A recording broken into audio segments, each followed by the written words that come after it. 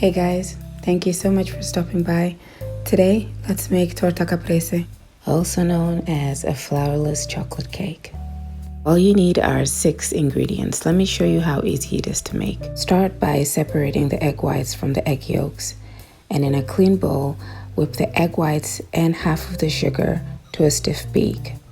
While that happens, you can be melting your chocolate in a microwave or over bain-marie. And after the chocolate has melted, just set it aside to come to room temperature. Once the egg whites have reached a stiff peak, transfer them to a separate bowl and use the same bowl that you used to whip the egg whites to now whip the softened butter until pale in color and doubled in volume. Then add in the rest of the sugar and salt to whip for a further 4 minutes.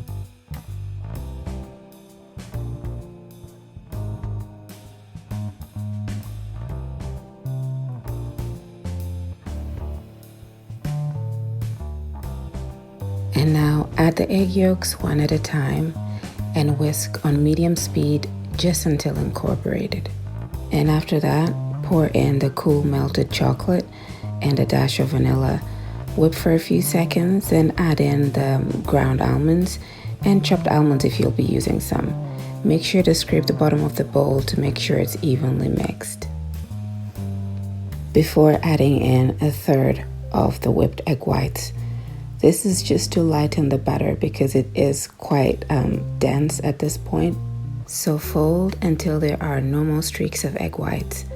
Then add the leftover whipped egg whites and gently fold again, just until incorporated, and scrape the bottom of the bowl to make sure it's evenly mixed.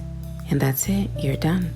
And now tip your cake batter into a round baking tin that has been lightly buttered and coated with cocoa powder, and bake for 30 to 35 minutes at 175 degrees.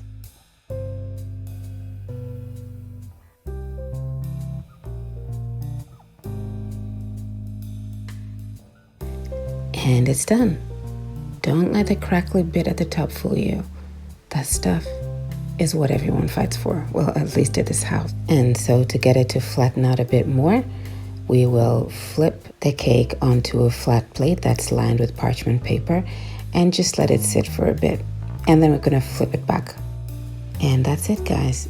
It's tradition that you need to finish the cake with a, let's say, generous sprinkle of icing sugar.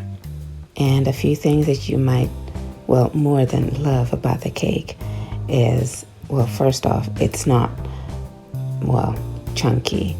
It's quite thin, and I love how fudgy it is, and goodness, when you bite into it, it almost just melts in your mouth.